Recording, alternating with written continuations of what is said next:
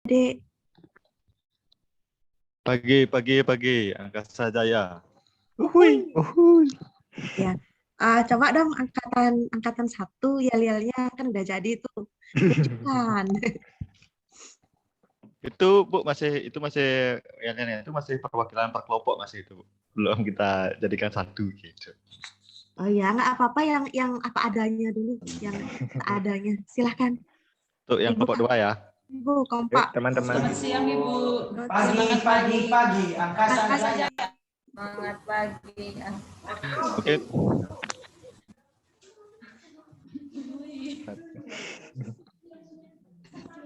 Selamat pagi teman-teman. Pagi, Angkasa Jaya. Izin Ibu untuk yel-yel. Kita mau nyanyiin yel-yel kelompok 2. Silahkan. Bentar ini.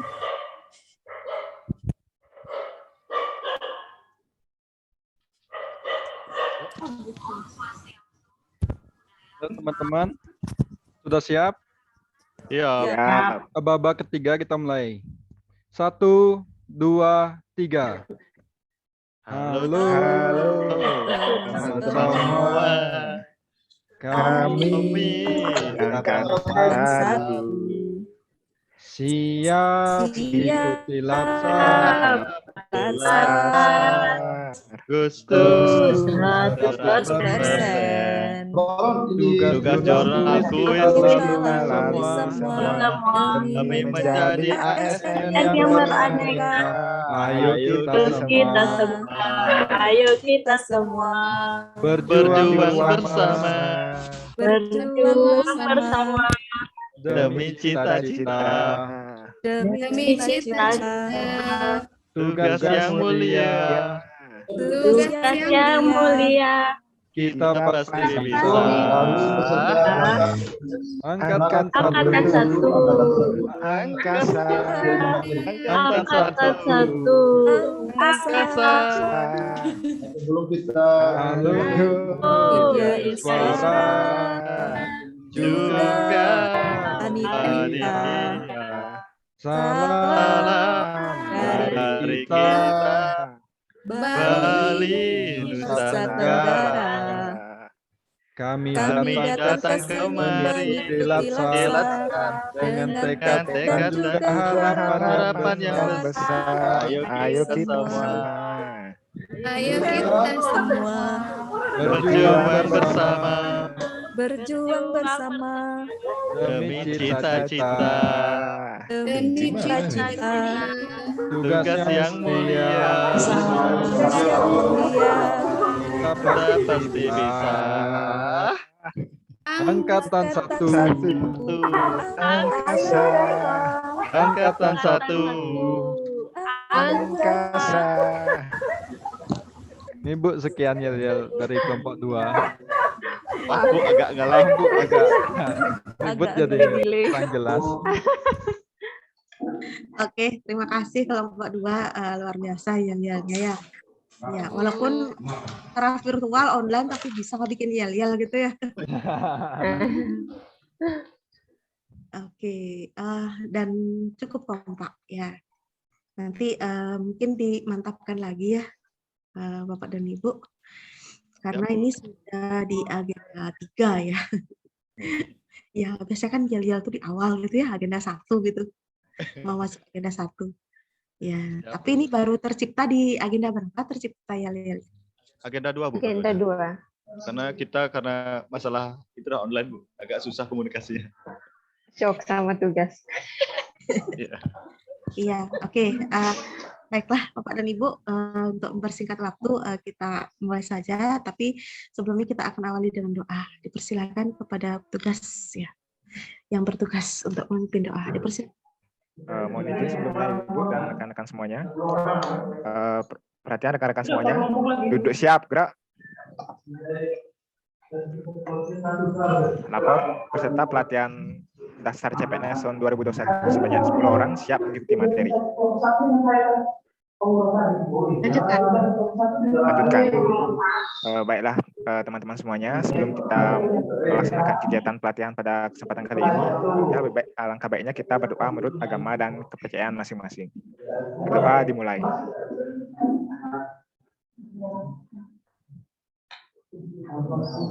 Berdoa selesai. Baik, sekian Ibu. Ya, sekali lagi semangat pagi Bapak dan Ibu semua. Halo, semangat pagi. Pagi, Angkasa Jaya. Ya, oke. Ya, kita akhirnya tiba di penghujung. Di penghujung agenda 3. Ya, agenda 3. Ya. Kenapa bising ya? Siapakah yang bising? Oh, ternyata Bu Endang yang bising. Ya, bisa di-mute Bu Endang? Oke. Ya, sudah sunyi sepi lagi. Ya, oke. Ya, demikian Bapak dan Ibu, kita tiba di penghujung agenda 3. Ya, sinkronus ya sepanjang 2 jam, Bapak dan Ibu. Untuk sebelumnya yang asinkronus, Bapak dan Ibu, apakah ada masalah? Ya, sebelum pertemuan hari ini, ya mungkin terkait tugas-tugas gitu. Kalau modul semua udah baca? Baca, Bu. Sudah, Ibu. Baca, Bu. Ya, terkait dengan tugas-tugas, apakah ada masalah?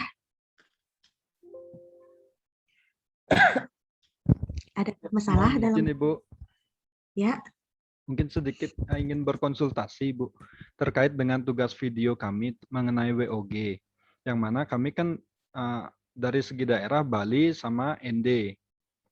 Nah, rencananya kami mau membuat menyatukan Bali sama ND kayak gitu, tapi medianya Zoom. Seperti itu, apakah diperbolehkan Bu? Atau misalnya Bali sendiri, nanti ND sendiri kayak gitu? nah itu sah-sah saja. Maunya bagaimana? Yang jelas instruksi tugasnya terpenuhi. Iya. Paham ya? Paham Ibu. Waktu di 1 jam lalu kan Bapak dan Ibu diberikan penjelasan tentang tugas dan waktu itu sudah clear, katanya sudah jelas kan? Iya. Iya, yang penting tidak menyalahi instruksi dari tugas itu, it's okay. Ya, mau seperti apapun, itu kan soal teknis. Ya, diatur saja gimana enaknya. Satu kelompok, yang penting sepakat satu kelompok. Yang penting satu lagi sesuai dengan instruksi tugas dan tidak menyalahi instruksi tugas. Ya. Yeah. Oke. Jadi ada fleksibilitas di sana. Yeah. Ya, karena kalau terlalu dibatasi Bapak dan Ibu akan sulit nanti, ya. Oke. Yeah, terima kasih. Ada lagi? Ya, ada lagi yang mau bertanya terkait penugasan mungkin?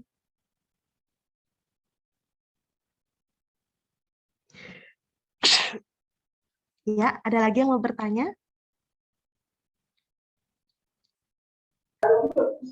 Saya Bu, mohon izin bertanya untuk tugas individu yang WOG itu kan disuruh cari isu aktual di instansi masing-masing. Nah, apakah isu WOG ini dia harus kaitannya antar instansi Bu? Atau bisa juga dalam orang-orang yang dalam satu instansi? Bisa kok, bisa orang-orang dalam satu instansi. Yang jelas itu terpenuhi WOG-nya itu. Oh iya Bu. Terima kasih Bu. Ya. Ada lagi yang mau bertanya?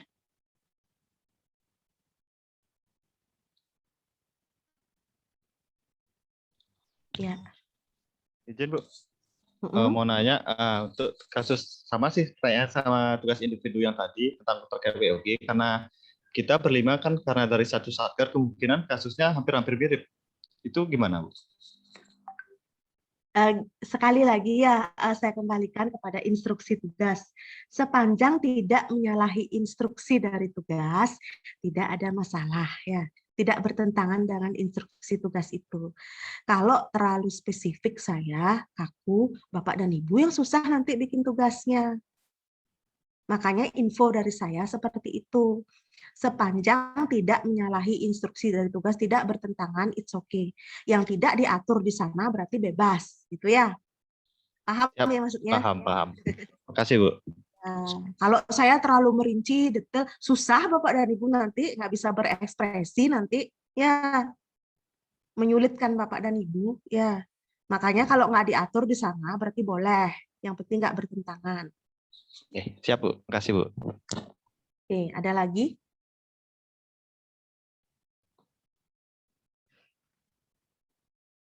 Dan lagi tugasnya juga sudah diupload kan, gitu. Udah selesai juga kan tugasnya. Yang hari ini belum, Bu? Hari ini, Bu. Iya. Hari ini belum. Ya, ada pertanyaan lagi, Bapak dan Ibu?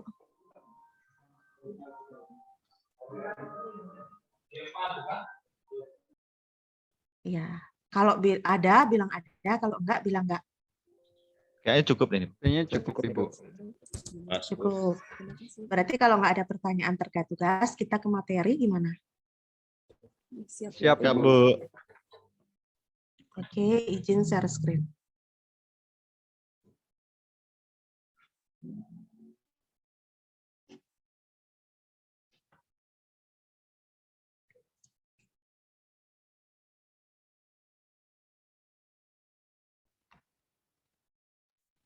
Oke, untuk di agenda 3, kita sudah pernah membahas tentang manajemen ASN. Nah, materi di agenda 3 itu ada manajemen ASN, ada pelayanan publik, kemudian ada whole of government. Nah, karena kita sudah pernah ke manajemen ASN, sekarang kita ke pelayanan publik. Oke, kita kupas sedikit apa sih itu ya. Ada 3 ya. Di agenda 3 itu agenda peran dan kedudukan PNS dalam NKRI. Ya, kaitan dengan pelayanan publik. Ya, ini deskripsi singkatnya. Ini hasil belajarnya. Ya, kaitan dengan pelayanan. Kenapa sih ada pelayanan? Kira-kira kenapa Bapak dan Ibu? Kenapa bisa ada pelayanan?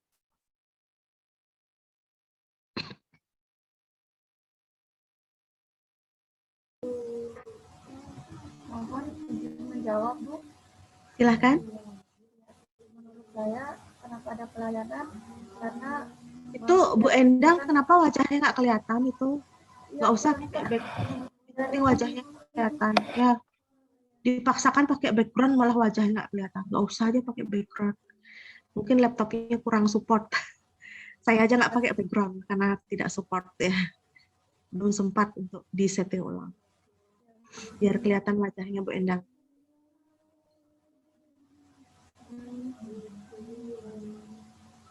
Ya nggak apa-apa, sambil jalan aja. Silahkan Bu Endang, kenapa ada pelayanan? ada pelayanan karena manusia itu kan makhluk sosial, jadi saling membutuhkan. Oke, Itu dari sip, saya. bisa. Terima kasih, Bu. Ya, ada yang mau menambahkan lagi? Izin menjawab, Ibu. Silahkan. Kalau menurut saya, kenapa adanya pelayanan? Karena setiap masyarakat memiliki keinginan dan kebutuhan masing-masing.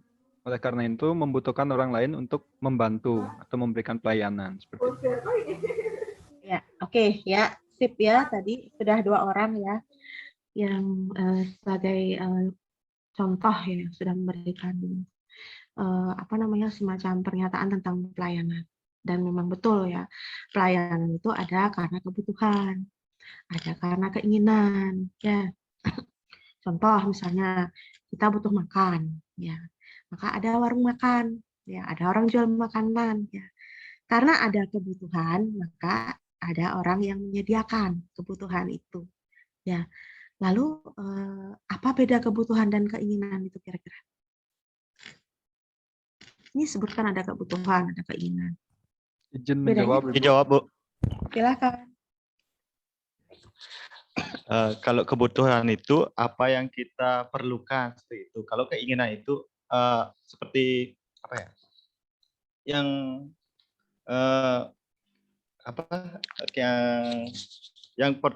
Sesuatu yang kita inginkan, cuma itu belum penting-penting banget gitu. Ya, Ya. bisa di apa namanya? Bisa di nomor 2-kan kayak gitu. Bisa ditangkap maksudnya ya. Oke, contoh untuk memudahkan pemahaman kita semua Bapak dan Ibu. Sekarang jam makan siang ya. Semua sudah makan nasi? Sudah, Ibu. Sudah, Bu. Sudah ya. Jadi Bapak dan Ibu perlu makan kan? Untuk bertahan hidup perlu makan. Nah, masalahnya Bapak dan Ibu antara 10 orang ini kira-kira makan nasinya itu lauknya sama nggak 10 orangnya apa beda? Beda, Bu. Beda-beda, Ibu. Ya, itu namanya keinginan ya. Jadi keinginan itu Bapak dan Ibu makan sesuai selera kan? Ya, pinginnya apa? Tadi di angkatan sebelumnya katanya ada yang pingin makan burger gitu ya. Yang lain belum tentu suka makan burger. Bisa aja yang lain tuh pingin makan pecel. Ya, ada yang pingin nasi uduk gitu ya. Ada yang pingin makan sup, ada yang pingin makan mie. Iya, ada macam-macam. Ada yang pingin makan tempe. Jadi kebutuhan itu mutlak ya untuk bertahan hidup, yaitu makan. Kita perlu makan. Masalah keinginannya bisa berbeda-beda. Ya. Oke, sip ya. Nah tadi kayak ada yang pingin burger. Ya, mungkin keadaannya nggak memungkinkan untuk makan burger, kan dia perlu delivery itu nggak sempet tuh. Yang ada tuh nasi aja pakai tempe di rumahnya. Yang makan nasi pakai tempe dulu. Kan dia nggak makan burger pun dia nggak akan apa-apa, kan tetap dia hidup, yang penting makan dulu. Ya mungkin habis Zoom baru dia pesan burger, kan bisa gitu. Ya, jadi yang jelas di sini pelayanan itu ada karena adanya kebutuhan dan keinginan. Ya. Jadi kebutuhan itu yang mutlak harus dipenuhi ya untuk menjaga kelangsungan hidup. Ya. Kalau keinginan itu ya sifatnya itu tidak mesti harus dipenuhi, dalam artian bisa ditunda ya, atau kalaupun tidak dipenuhi juga tidak akan mempengaruhi kelangsungan hidupnya ya. Ya, jadi kebutuhan itu ada dua macam. Ya, yang mutlak harus dipenuhi dan kebutuhan yang pemenuhannya bisa ditunda. Ya, kayak kebutuhan primer itu kayak sandang, pangan, papan ya. Itu namanya primer dalam artian pokok ya, wajib untuk dipenuhi. Ya, oke, kalau sekunder itu kalau primernya sudah terpenuhi ya barulah memikirkan untuk memenuhi kebutuhan sekunder. Kayak alat transportasi, alat komunikasi ya. Kemudian tersier itu wisata. Setelah sekunder terpenuhi baru memikirkan kebutuhan tersier. Ya, jadi pelayanan itu apa? Kalau menurut versi Bapak dan Ibu?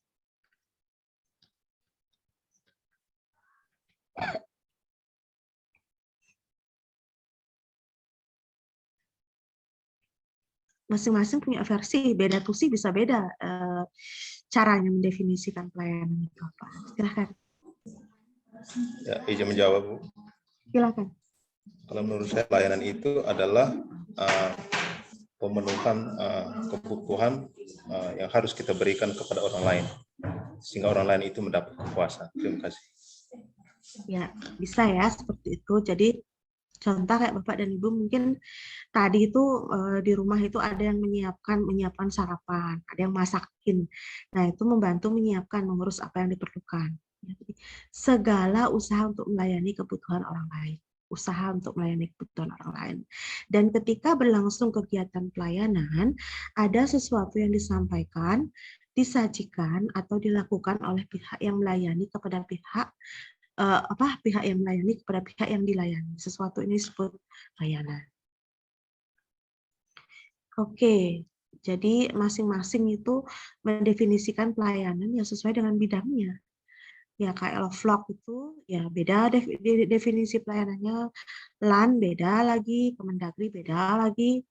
Jadi Undang-Undang Nomor 25 Tahun 2009 beda lagi, Bapak dan Ibu tusinya dosen beda lagi, tusinya guru beda lagi, tusinya pengelola asrama beda lagi, tusinya penyusun laporan keuangan beda lagi.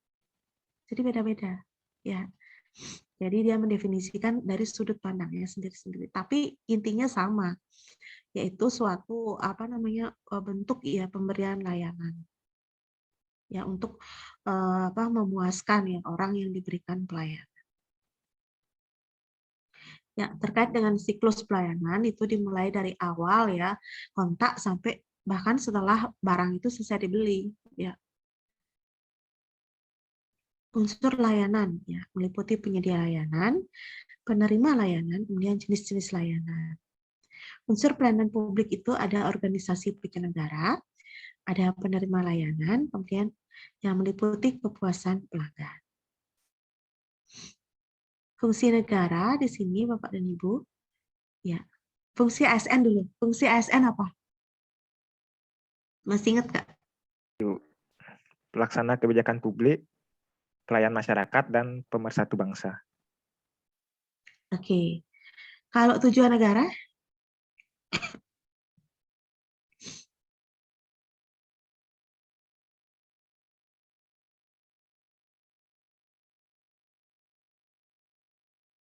Itu tujuan negara terdapat dalam pembukaan UUD 45. Ya. Melindungi segenap bangsa Indonesia dan seluruh tumpah darah Indonesia, memajukan kesejahteraan umum serta mencerdaskan kehidupan bangsa. Tujuan keluarnya apa?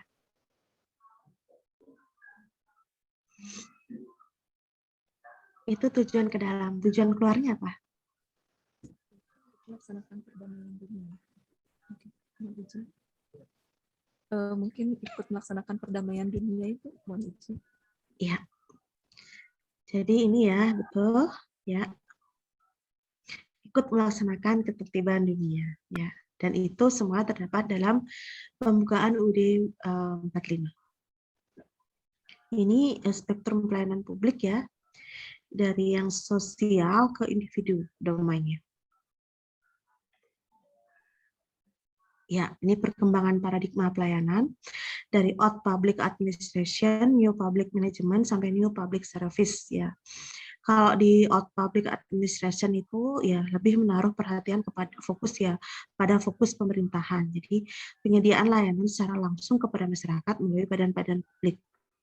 Di sini organisasi publik berperan paling efisien sebagai sistem tertutup sehingga keterlibatan warga negara dalam pemerintahan dibatasi. Jadi apa-apa negara gitu ya, di serba negara gitu, penuh di 100% itu negara berfungsi.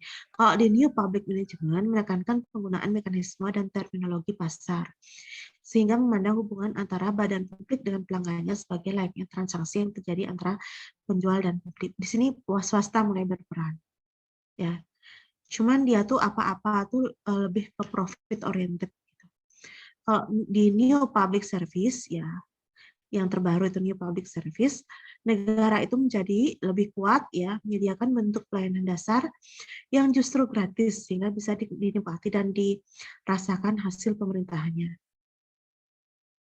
Jadi kalau yang menyangkut kesejahteraan rakyat itu dia tuh negara tuh mengambil alih, diperhatikan kesejahteraan rakyat. Kayak sekolah negeri itu kan pendidikan dasar 9 tahun, ya SPP-nya gratis contohnya.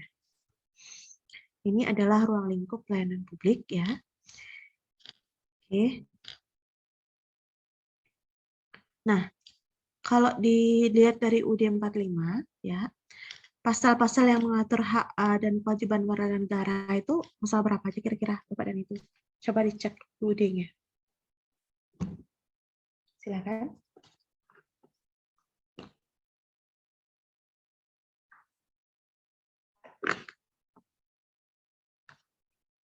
Pasal berapa aja?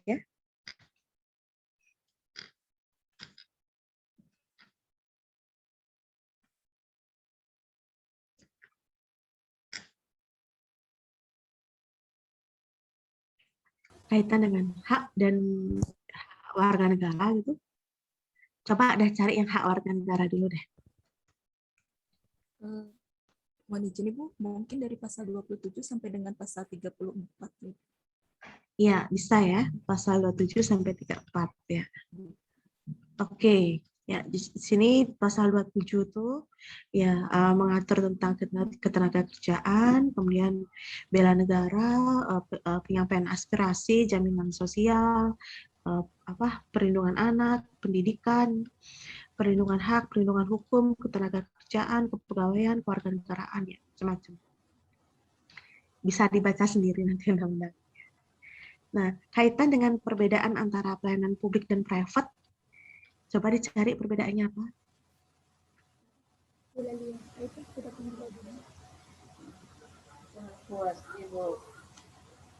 Ya, apa perbedaannya kira-kira? Publik dan private.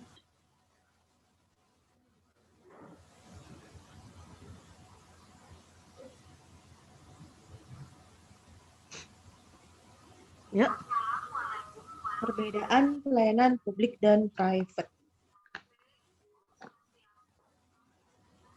Kalau pelayanan publik itu dia memiliki orientasi untuk memenuhi kebutuhan masyarakat, Bu, akan barang dan jasa. Sedangkan kalau yang privat itu dia orientasinya lebih kepada keuntungan dari ini stakeholder atau lembaga yang menyediakan barang atau jasa tersebut. Oke, ya. Saya lengkapi ya. Ya. Ya, dari sifat, kalau pelayanan publik itu ya sifatnya publik ya, memiliki eksternalitas. Kalau private itu sifatnya private. Kalau dari aspek risiko kegagalan itu banyak orang kalau publik itu. Kalau dari private itu perseorangan. Kalau dari aspeknya akses warga, publik itu adalah tanggung jawab negara. Kalau private itu tanggung jawab warga. Kalau keterkaitan dengan tujuan dan misi negara, ya publik itu tinggi dan langsung keterkaitannya. Kalau private itu rendah dan tidak langsung. Kalau kaitan dengan dasar penyelenggaraan, ya ini dia. Konstitusi, kebijakan, peraturan perundangan. Kalau private itu kesepakatan pengguna dan penyelenggara berusaha. Kalau dari aspek lembaga penyelenggara, pelayanan publik itu bisa pemerintah, bisa non-pemerintah. Kalau private berupa korporasi, lembaga nirlaba, BUMN, BUMD. Kalau dari sumber biaya, ya anggaran, subsidi pemerintah, itu yang publik. Kalau private itu kekayaan negara yang dipisahkan. Oke, kurang lebih ya. Nah, kaitan dengan penyelenggara pelayanan publik, apa saja? Saya dari Kupang, Ibu. Contohnya?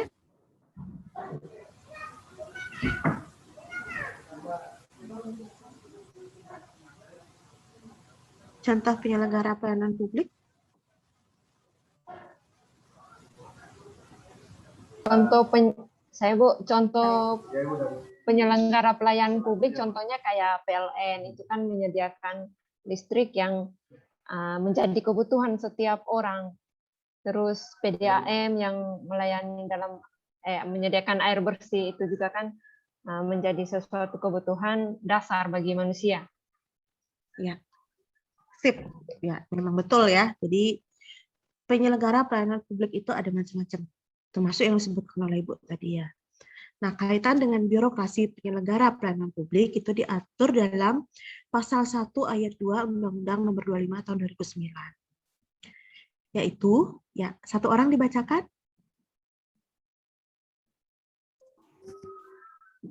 Izin membacakan. Ya, silakan. Birokrasi penyelenggara pelayanan publik. Setiap institusi penyelenggara negara, korporasi, lembaga independen yang dibentuk berdasarkan undang-undang untuk kegiatan pelayanan publik dan badan hukum yang lain yang dibentuk semata-mata untuk kegiatan pelayanan publik. Ya, betul ya. Itu diatur dalam undang-undang. Nah, siapa saja? Pak dan Ibu bisa dilihat gambar ini, ada penyelenggara negara, ya, kemudian ada dari korporasi ya, BUMN atau BUMD, kemudian ada lembaga independen, ya, swasta, atau organisasi masyarakat yang melaksanakan misi negara karena undang-undang, seperti rumah sakit swasta, sekolah swasta, dan lain-lain. Coba lihat di sana gambarnya, ya mau itu KPK, mau itu KPI, ya, dan korporasinya ada bank, ada apa namanya, PT KAI, ya, Garuda Indonesia, macam-macam. Nah, lalu apa dasar diselenggarakannya pelayanan publik? Ya, ada hak warga negara tadi. Tadi kan kita buka undang-undang tuh, ya, itu kaitan dengan hak warga negara. Kemudian diselenggarakan dengan pajak warga negara. Ada hubungan kausalitas di sini. Ya, kita bayar pajak. Ya. Kemudian pajak yang kita bayar itu digunakan oleh pemerintah ya untuk membangun infrastruktur, bangun jalan raya, kemudian bangun jembatan dan segala bentuk fasilitas umum lainnya untuk kepentingan masyarakat. Ya, masyarakat berhak menikmati itu semua karena sudah bayar pajak. Jadi ada hubungan kausalitas di sana ya antara masyarakat dengan pemerintahnya. Kemudian ada tujuan strategis di sini. Tujuan strategis itu menyangkut tujuan jangka pendek, jangka menengah, jangka panjang. Memenuhi kebutuhan warga negara juga. Kayak tadi itu dibilang sama ibunya, ya ada penyedia layanan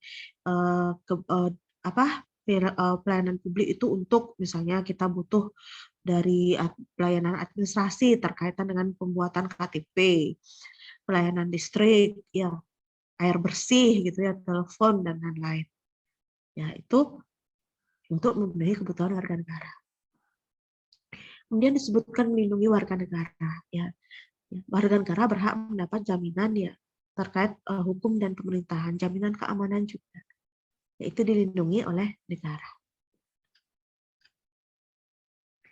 Kaitan dengan prinsip-prinsip pelayanan publik, ya silakan Bapak dan Ibu, kita akan bahas prinsip pelayanan publik.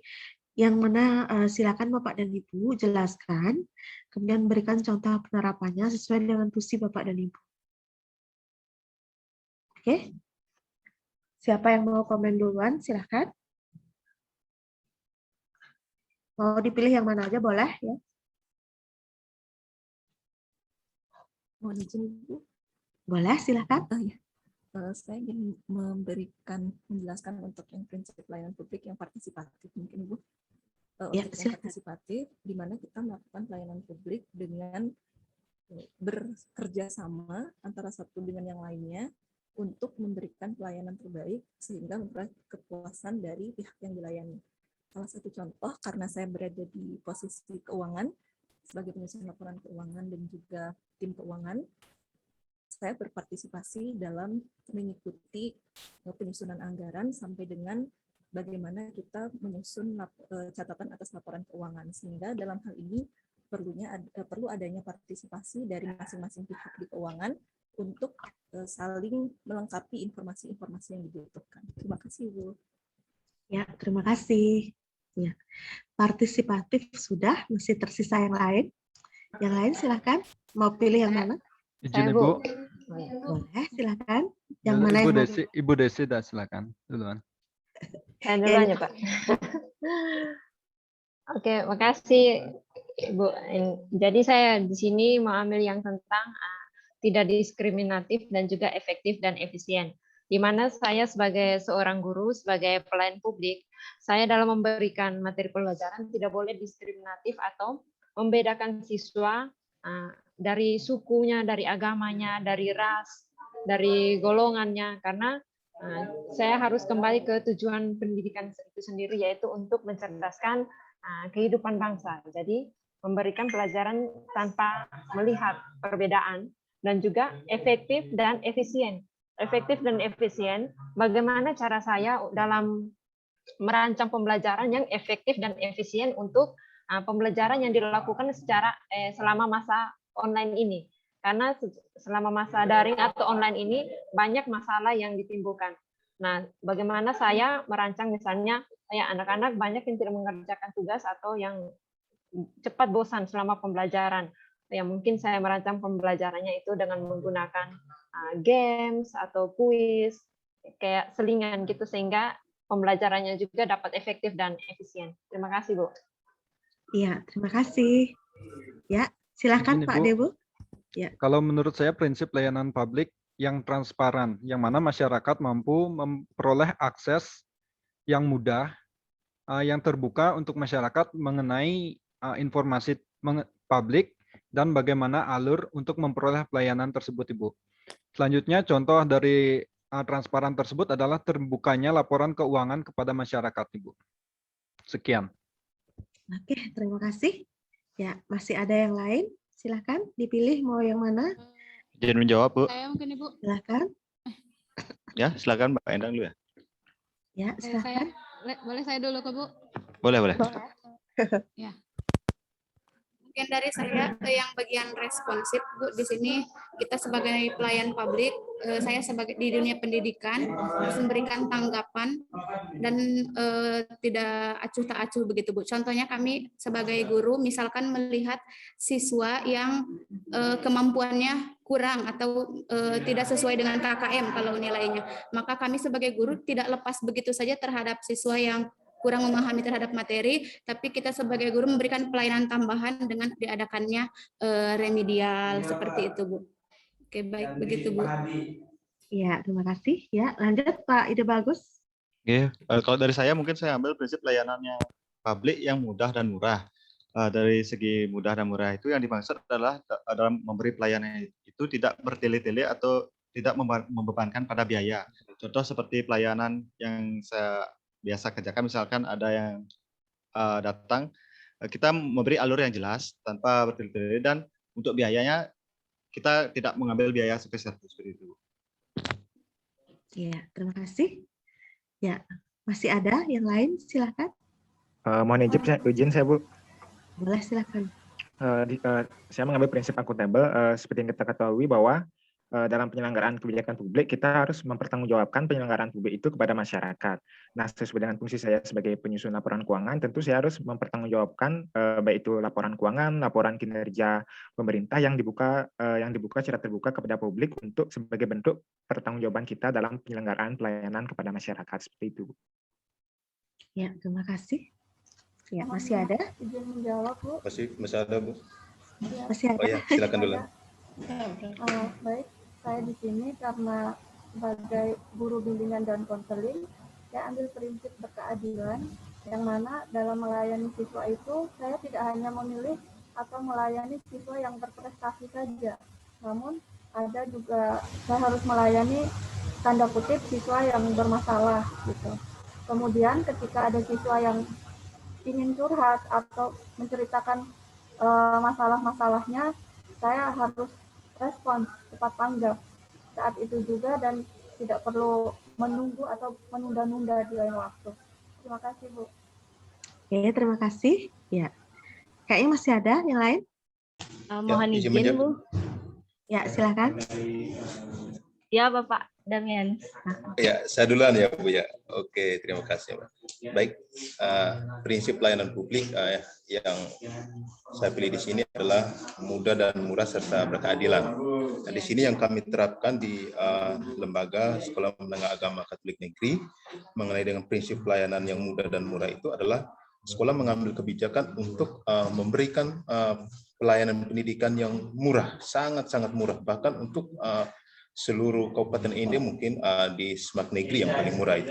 Karena memang siswa kami itu adalah siswa yang orang-orang susah, orang-orang yang dari kampung-kampung yang masuk sini, mereka itu harus mendapat pelayanan yang mudah dan murah seperti itu. Dan dalam menerapkan prinsip berkeadilan di sini, bahwa mereka itu harus mendapat keadilan dalam pelayanan itu.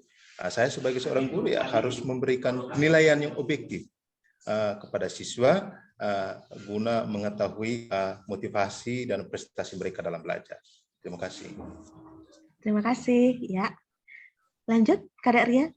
Ya, izin untuk memberikan contoh yang aksesibel, Bu. Jadi di dalam pelayanan publik ini, seperti contohnya saja, yaitu misalnya pemberian tunjangan profesi guru atau TPG.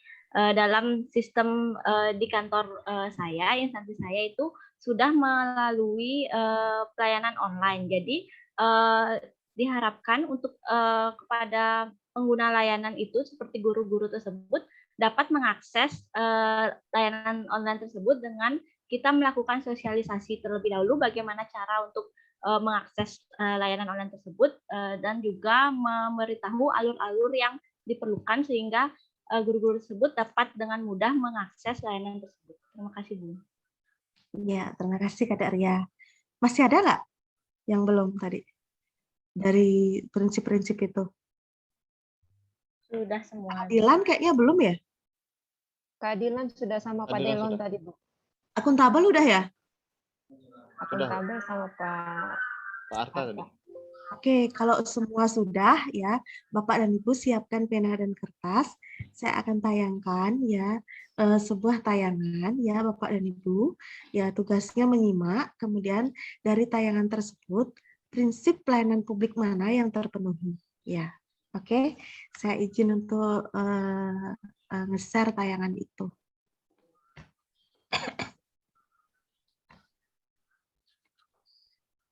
Oke. Sebentar.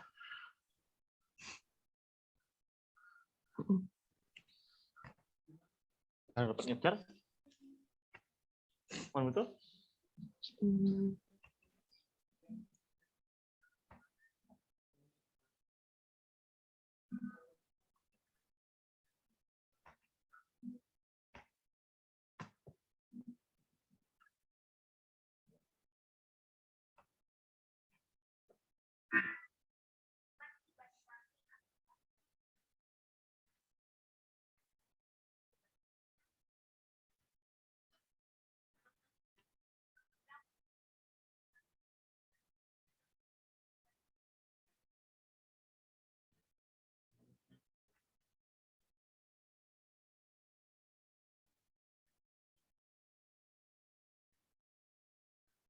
Kok nggak ada ya?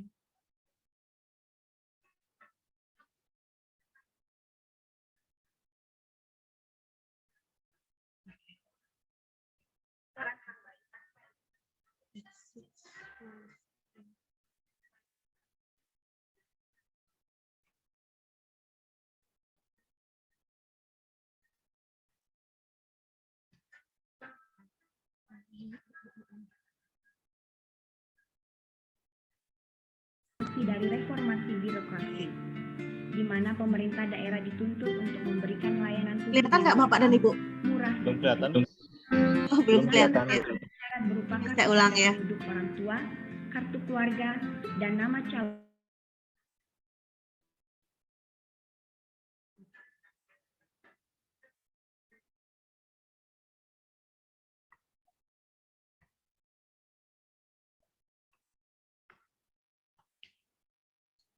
Kayaknya udah kelihatan ini ya. Saya mulai ya.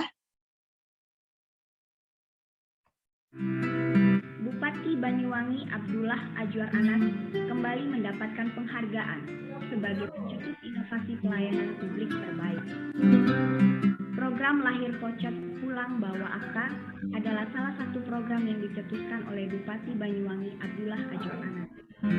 Program ini memperoleh penghargaan dari Kementerian Pendayagunaan dan Aparatur Negara untuk kategori inovasi pelayanan publik terbaik se-Indonesia. Lahir Pocet diartikan sesaat setelah kelahiran. Orang tua bayi bisa pulang akta kelahiran sang bayi tanpa dipungut biaya. Sebanyak 45 unit puskesmas, 2 rumah sakit pemerintah, dan 5 rumah sakit swasta telah mendapatkan Bupati protes ataupun dikritik. Jadi caranya kalau kita akan memberikan kepada masyarakat bahwa cara yang sebenarnya seperti ini dan seperti yang masyarakat tidak bisa menerima, tapi kita akan mengubah cara pelayanan publik kepada masyarakat itu. keluarga dan nama calon bayi, akte lahir seperkilat ini akan diterbitkan. Ya, Bu.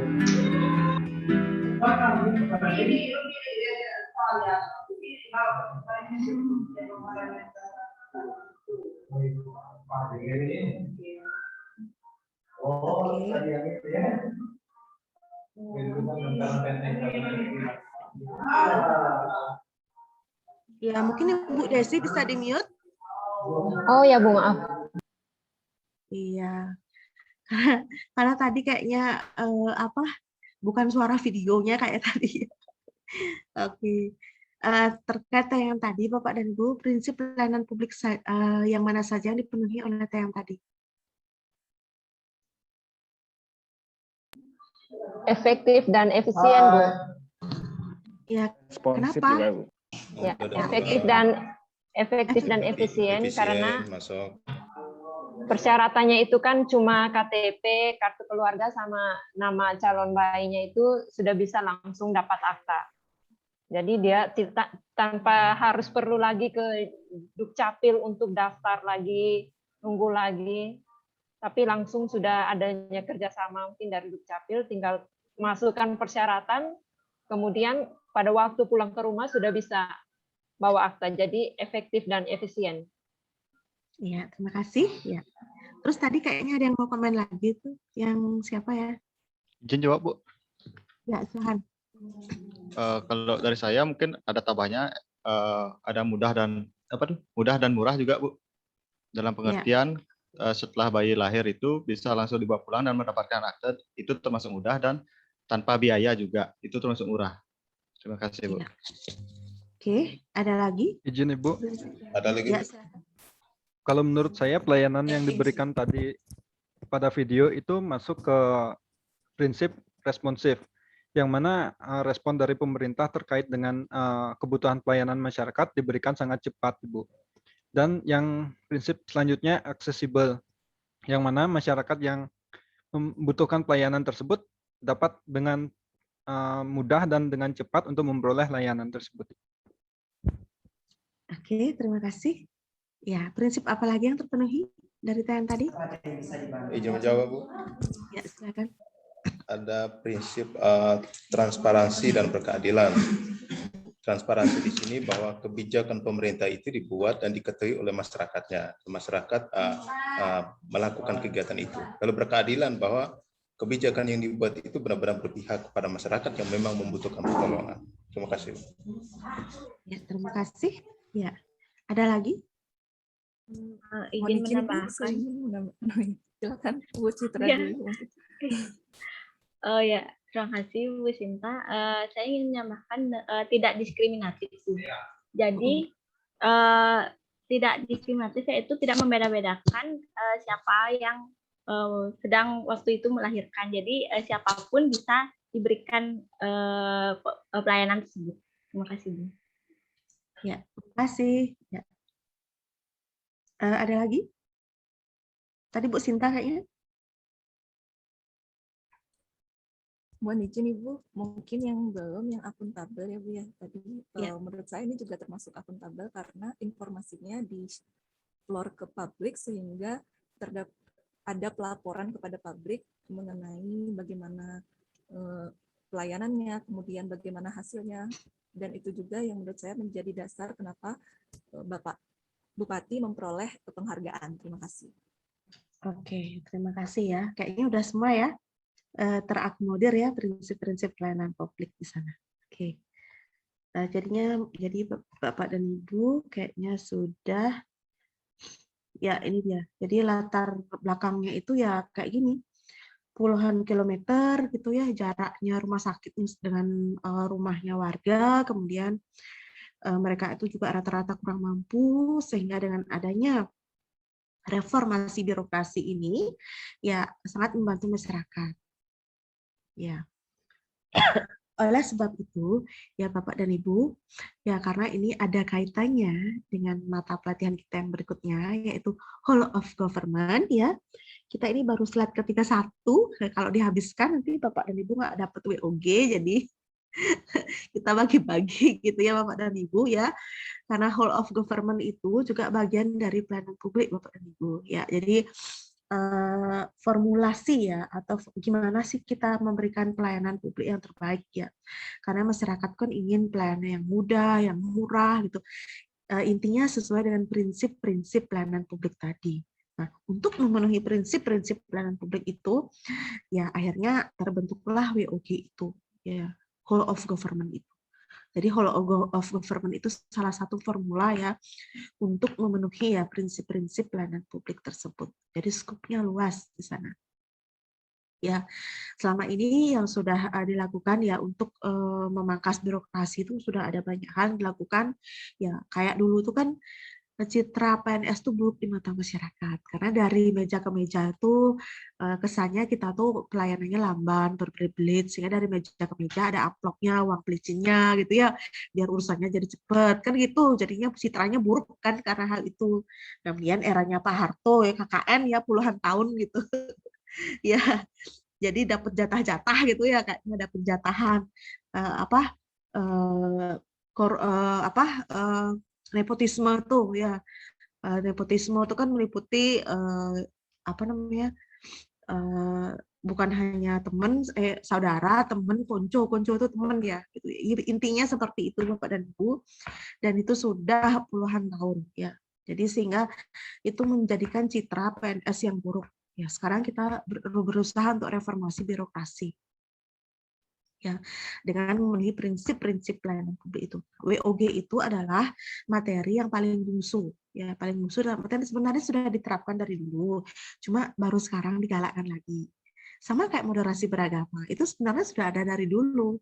Ya, cuman sekarang digalakkan lagi. Ya, Menteri Agama kita, Lukman Hakim Saifuddin itu tahun 2019 meluncurkan buku moderasi beragama. Ya, kaitan dengan untuk menggalakkan moderasi beragama itu. Makanya sekarang ada namanya pelatihan moderasi beragama gitu ya. Ya itu kaitan dengan usaha-usaha untuk moderasi beragama itu. Ya, padahal udah ada dari dulu, cuman sekarang digalakkan lagi.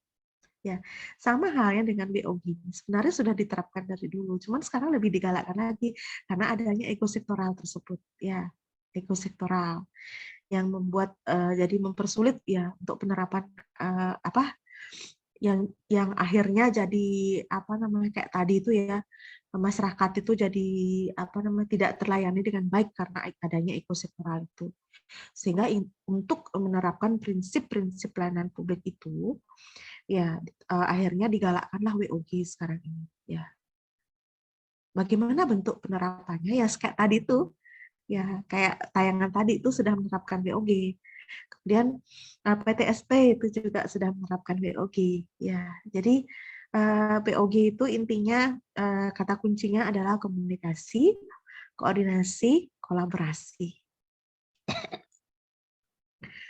Untuk lebih jelasnya ya, saya izin share screen ya kaitan dengan WOG.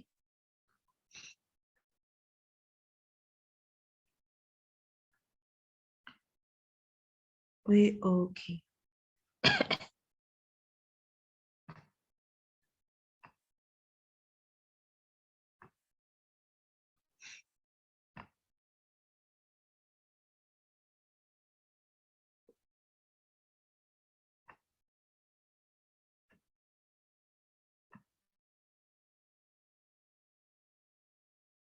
Oke.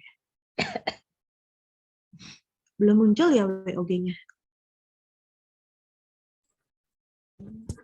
Belum, Bu. Belum ya. Oke. Saya munculkan lagi ya. Sekarang sudah muncul? Belum juga, Bu. Belum juga, Ibu. Juga ulang ya. Loading, Bu. Oke. Sekarang udah muncul? Sudah, Ibu. Siap, Ibu. sudah. Oke. Langsung saja. Skip ya. Oke, ini deskripsi singkatnya. Ini kompetensi dasarnya, indikator keberhasilan ya. Ya, ini ya. Yang melatar belakangi adanya WOG ini. Sulit koordinasi, coba dilihat ini. Kita menghadapi berbagai permasalahan nih, seperti yang terlihat di sini. Kemudian, nah ini nih permasalahan nih. Tapi nggak ada yang mau mengakui kalau itu tanggung jawabnya atau tugasnya, itu masalahnya. Siapa yang bertanggung jawab, saling lempar. Nggak ada yang mau ngaku gitu ya. Jadi saling lempar.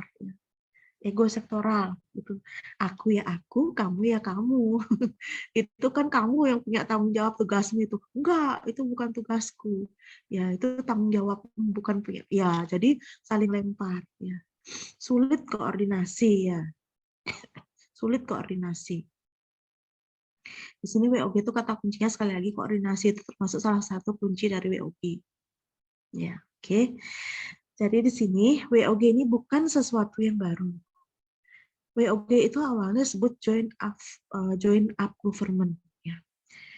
Di sini ya tahun 97 yang lalu Perdana Menteri Inggris Tony Blair itu ketika pemerintah Inggris mengalami hambatan dalam mengatasi weak problem pada sektor publik, ya dia itu mencoba penerapan WOG. Nah, hambatan-hambatan diatasi dengan membentuk network pemerintahan, di mana dilakukan koordinasi intra dan interdepartemen dan sektor untuk mengatasi weak problem tersebut. Tapi upaya ini kurang efektif karena muncul masalah lain seperti terjadi benturan kepentingan karena mereka masing-masing memiliki agenda dan tujuan sendiri. Ya, oke.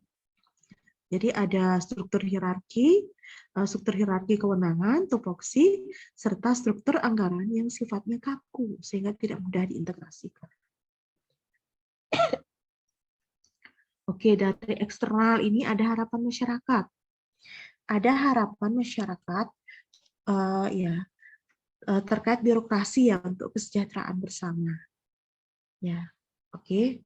Kemudian terkait internal ada fanatisme kedaerahan, ada konflik of interest, ada ego sektoral. Nah, masyarakat tuh nuntut tuh, kami mau pelayanan murah, ya. Kami mau pelayanan bermutu, kami mau manajemen pelayanan transparan. Nah, itu semua itu mengharuskan terjadinya perubahan mindset dari penguasa menjadi pelayan, ya wewenang itu menjadi peranan. Kemudian jabatan itu adalah amanah yang harus dipertanggungjawabkan. Ini permasalahan birokrasi yang ada di Indonesia.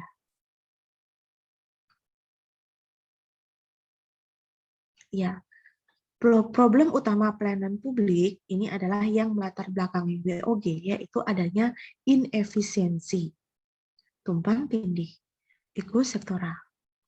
Ya, ini dia. Survei integritas KPK itu menunjukkan kualitas pelayanan publik Indonesia baru mencapai skor 6 dari skala 10 untuk pusat. Ya. Kemudian unit pelayanan daerah mencapai 6,69. Ya, evolusi ya dari ini, evolusi dari apa namanya yang sudah kita pelajari tadi di pelayanan publik ya, terkaitan dengan out public administration, new public management, dan akhirnya WOG ya, dari NPS tuh ke WOG. Evolusi public administration ini dia. Oke, kita sudah belajar di tadi pelayanan publik. Jadi kalau di NPM itu masih dia ego sektoral ya, efisiensi yang kaku. Dia kan public profit oriented gitu ya. Kalau di WOG dia sudah ada integrasi sektor. Efisiensi itu melalui koordinasi. Oke, satu orang bacakan pendekatan WOG, silakan. Pendekatan WOG. Ya, silakan. Pendekatan WOG. Bentar, Ibu. Merupakan respon terhadap ilusi paradigma New Public Management atau NPM yang banyak menekankan aspek efisiensi dan cenderung mendorong ego sektoral dibandingkan perspektif integrasi sektor. Ya, itu ya pendekatan WOG. Sedangkan WOG itu sendiri ya kita pahami sebagai WOG itu menekankan aspek kebersamaan dan menghilangkan sekat-sekat sektoral, yang ego sektoral yang tadi. Pendekatannya bisa melalui formal, bisa melalui informal. Nah, untuk mencapai tujuan bersama dan sebagai respon terpadu pemerintah terhadap isu-isu tertentu, maka ini ya dikembangkanlah WOG ini. Makanya WOG ini ada sejak nomenklatur pelatihan dasar CPNS tahun 2018. Ya, muncul ini mata pelatihan WOG ini. Sebelumnya nggak ada. Ya, konsep WOG ini yaitu tujuan bersama terkait dengan pengembangan kebijakan, pengelolaan program, dan pemberian layanan. Prinsip-prinsip WOG ini ada kolaborasi, ada kebersamaan, kesatuan, tujuan bersama, dan melibatkan seluruh aktor. Oke, ini gambar orang TOS. Kita lanjut langsung ya. Satu orang bacakan definisi WOG. Silakan.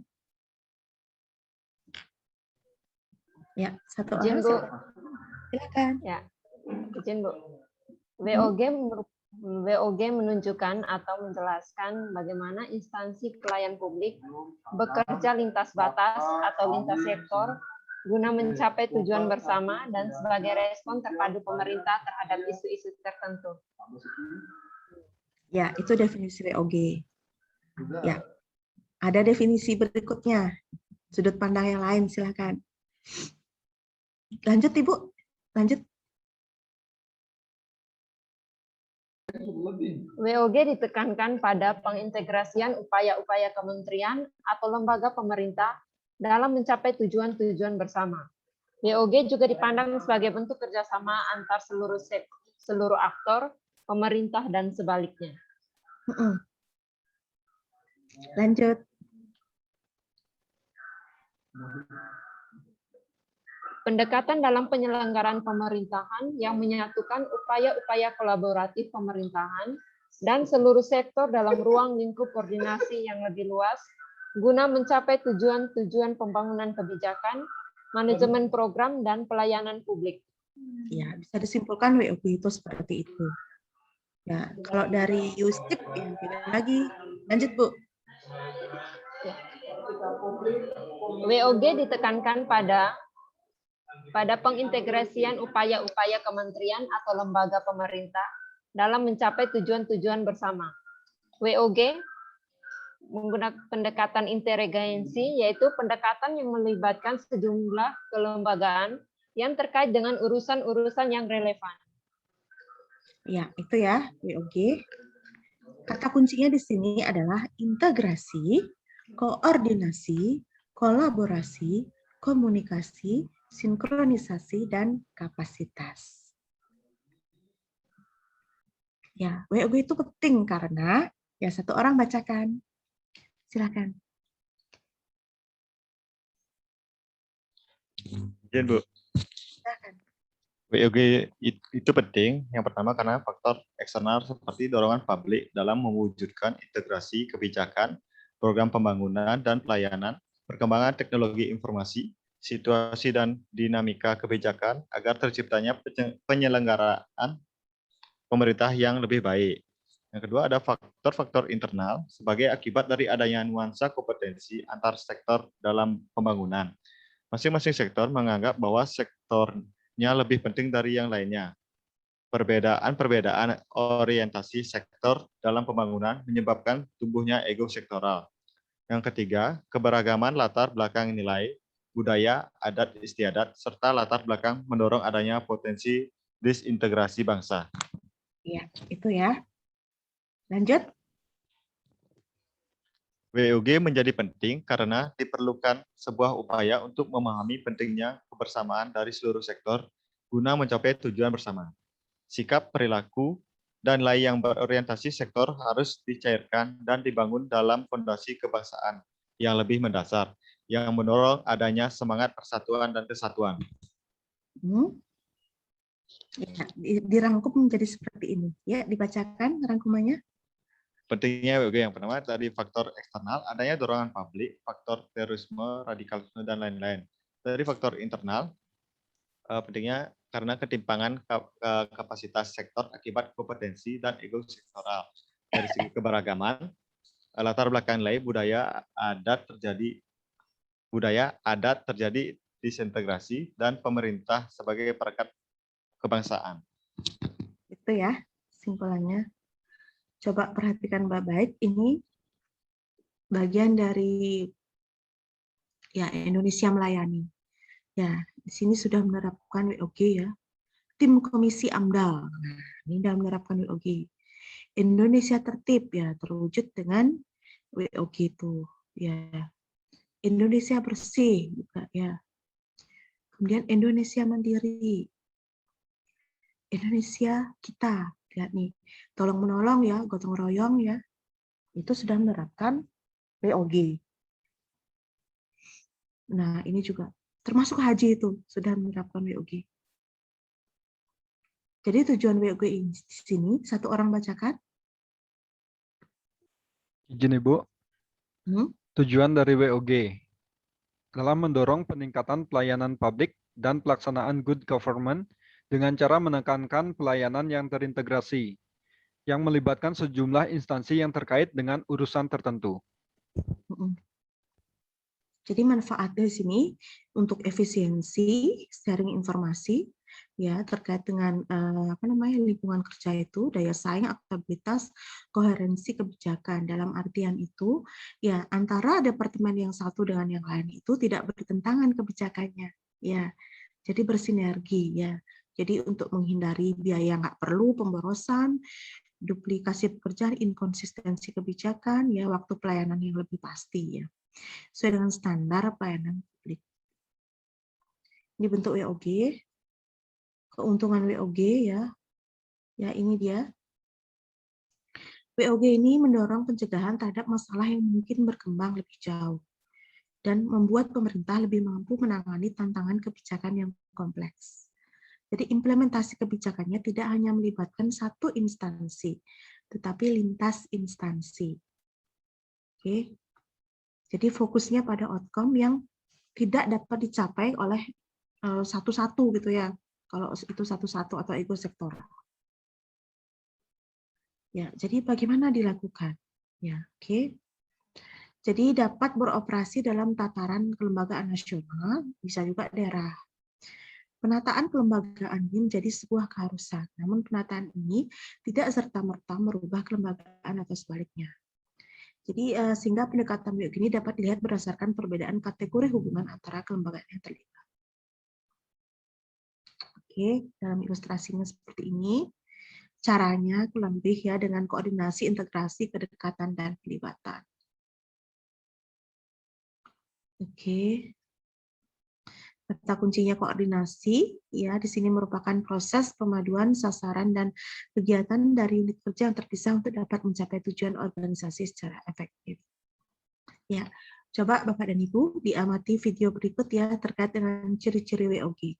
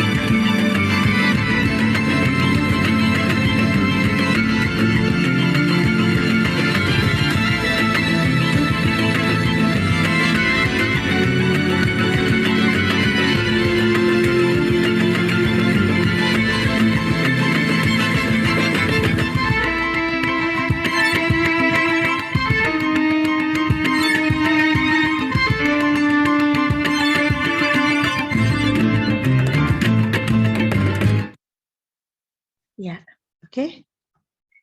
Ciri-ciri WOG apa aja yang Bapak dan Ibu bisa lihat di sana dari tayangan tadi? Ada yang ketangkap nggak oleh Bapak dan Ibu? Atau sekedar lewat? Ada yang bisa menangkap? Saya Bu, Silakan.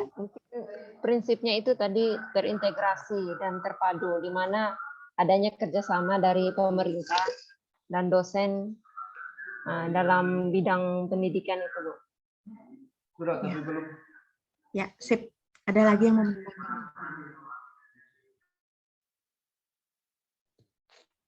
Mohon izin Bu, tadi ada juga prinsip aksesibel. Jadi dosen itu sendiri bisa langsung mengakses data-datanya sendiri. Terima kasih. Oke, terima kasih. Ya.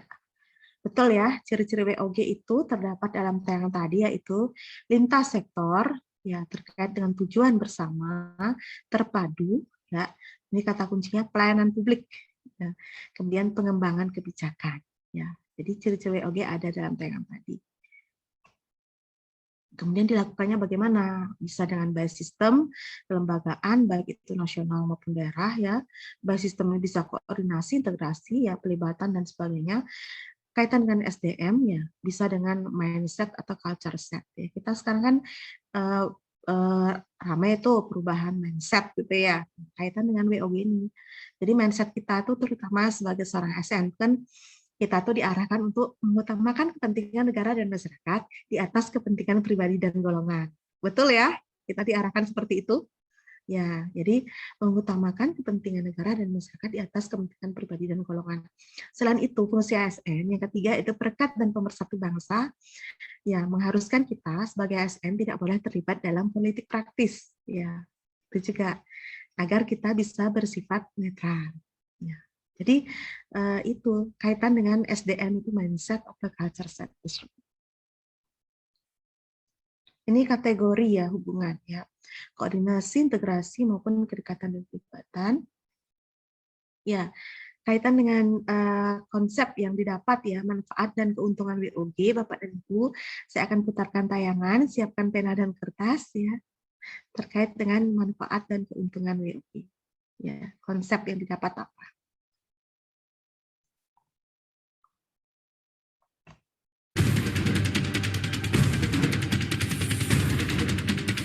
Integrated Quick Response Polresta Padang.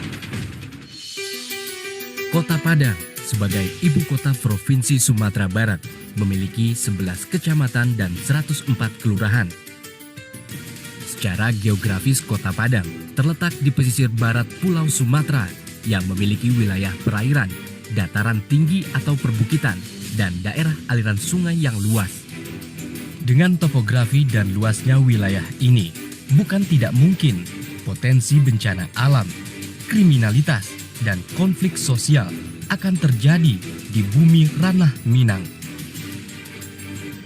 Sebagai alat negara yang melindungi dan melayani masyarakat, kami terus berinovasi demi pelayanan yang cepat.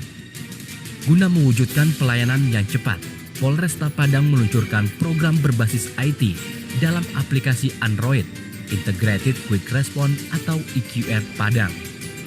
Aplikasi ini berguna bagi masyarakat yang ingin melaporkan suatu kejadian kebencanaan atau kriminalitas. Untuk itu, agar lebih maksimalnya pelayanan, Polisi Resort Kota Padang bersama unsur TNI dan pemerintah turut menerapkan layanan cepat yang terintegrasi melalui aplikasi IQR. Masyarakat yang menggunakan aplikasi ini hanya dituntut mengirim gambar dan pesan yang tertera dalam aplikasi tersebut. 5 fitur ini sudah terintegrasi sesuai data yang dilaporkan masyarakat ke Mapolresta Padang atau dinas terkait. Dan sesuai laporan masyarakat, data yang dikirim akan masuk ke masing-masing server, baik di Mapolresta Padang atau dinas terkait. Untuk mendapatkan aplikasi ini sangatlah mudah. Melalui telepon pintar, masyarakat harus mengunduh aplikasi IQR terlebih dahulu pada Play Store.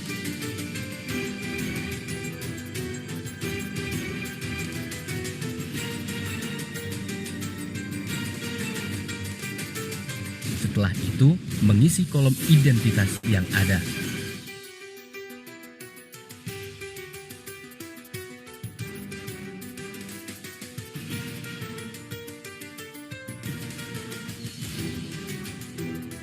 Ide ini muncul ketika menangani bencana pada bulan Juni yang lalu. Pada waktu itu, Kota Padang selama 2 hari berturut-turut diguyur hujan deras. Ditambah lagi gelombang air pasang, sehingga 11 kecamatan dilanda banjir. 2 diantaranya terjadi tanah longsor, yaitu di Kecamatan Lubuk Kilangan dan Kecamatan Bungus. Hampir semua instansi yang menangani bencana sudah mengetahui informasi tersebut, dan kepolisian, TNI, instansi lain juga sudah mulai berdatangan menuju ke lokasi tersebut.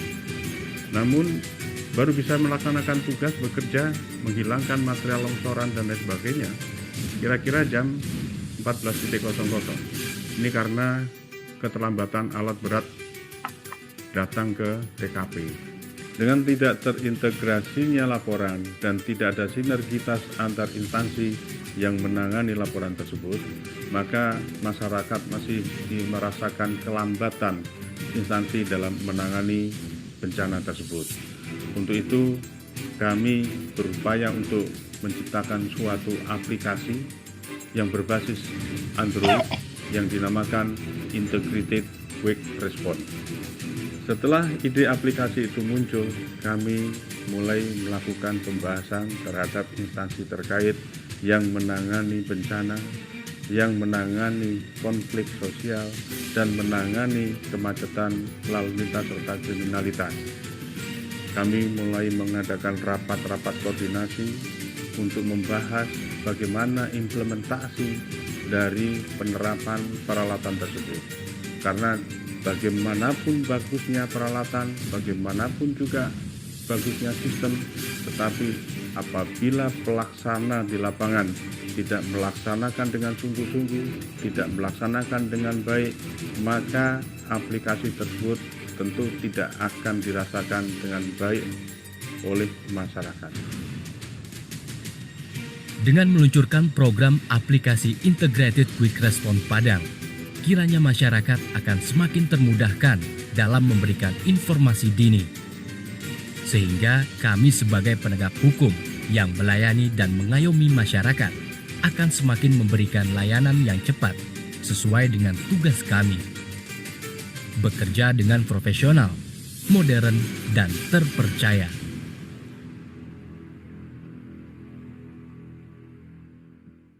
Oke. Ya, sip. Yang diperoleh dari video tadi apa? Silahkan. Siapa yang mau duluan? Saya izin menjawab, Bu. Silahkan. Ya, konsep yang didapat dari pemutaran video yaitu tadi adanya konsep pembuatan ini aplikasi atau program IQR atau Integrated Quick Response, di mana program ini sangat membantu sekali masyarakat di Sumatera yang geografisnya itu luas, terus ada dataran tingginya, ada lautannya yang akan memudahkan mereka apabila terjadi bencana. Penyampaian informasinya itu akan lebih cepat sehingga bantuan yang akan didapat juga akan semakin cepat sehingga tanggap darurat untuk bencananya itu dapat dan dampak yang akan ditimbulkan itu dapat diminimalisir. Terus kalau misalnya ada kriminalitas juga dapat dilaporkan langsung ke aplikasi tersebut sehingga dalam hal ini pelayan publik seperti polisi langsung dapat terjun ke lokasi kejadiannya ataupun badan SAR-nya. Jadi adanya kerjasama, jadi Polsek, kalau yang dari bencana dari badan SAR-nya, mungkin juga dari Dinas Kominfo dalam memberikan dalam penyediaan atau pengadaan aplikasi ini, Bu. Dari saya seperti itu, terima kasih. Ya, terima kasih Bu Desi. Ya, yang lain mau menambahkan mungkin? Izin Ibu. Kalau menurut saya dengan adanya konsep WOG ini, masyarakat sangat diuntungkan. Kenapa? Karena masyarakat memperoleh pelayanan yang cepat, tepat, sigap, dan tanggap. Dengan pelayanan yang telah dihadirkan, masyarakat dengan mudah untuk melaporkan kejadian yang ada di sekitarnya. Jadi, instansi-instansi yang terkait di dalam penyelesaian masalah tersebut dapat menyesuaikan diri untuk mengatasi permasalahan yang terjadi di masyarakat. Sekian, Ibu. Ya, terima kasih. Ya, silahkan Pak Ide Bagus kayak tadi kayaknya mau komen.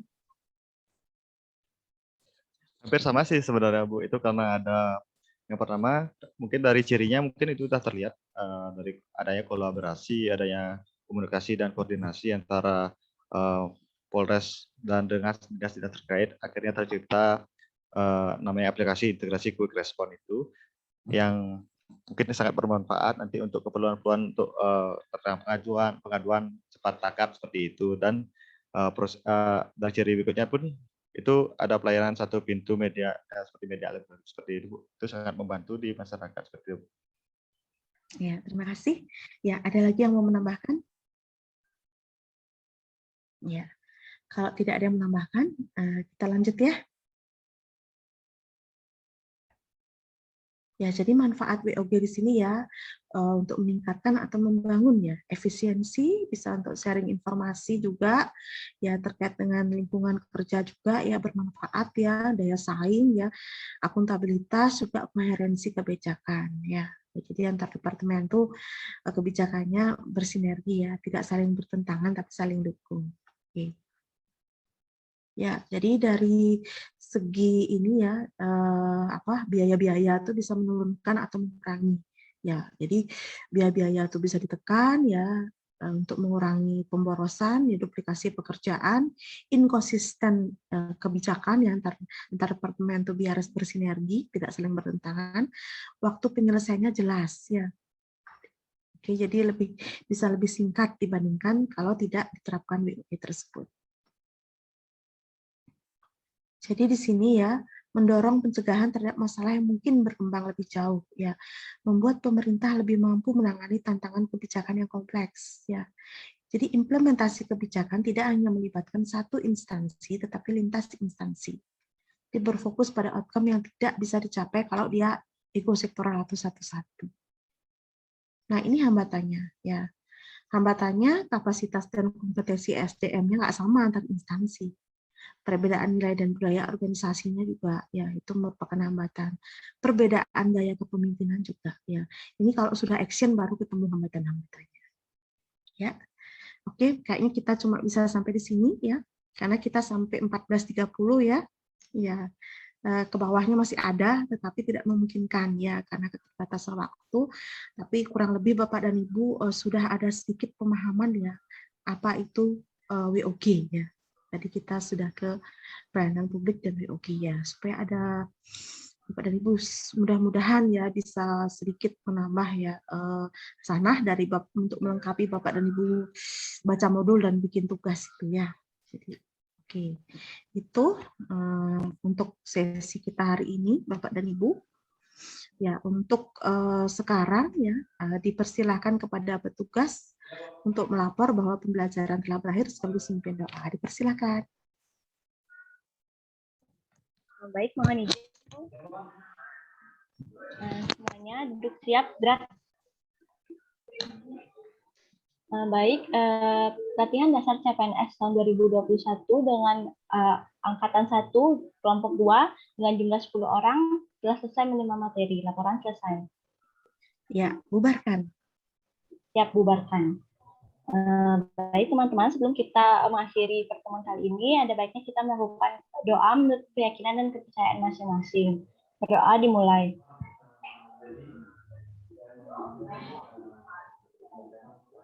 Berdoa selesai. Ya, terima kasih Bu. Pak dan Ibu. Ya, selamat mengerjakan tugas, selamat beraktivitas ya. Mengerjakan aktivitas yang berikutnya karena Bapak dan Ibu pasti ada tugas lain yang sudah menanti ya. Salam sehat ya Bapak. Oke, Bu. Ya, makasih Bu. Salam sehat juga. Terima kasih Bu. Salam sehat Ibu. Izin lab. Bu.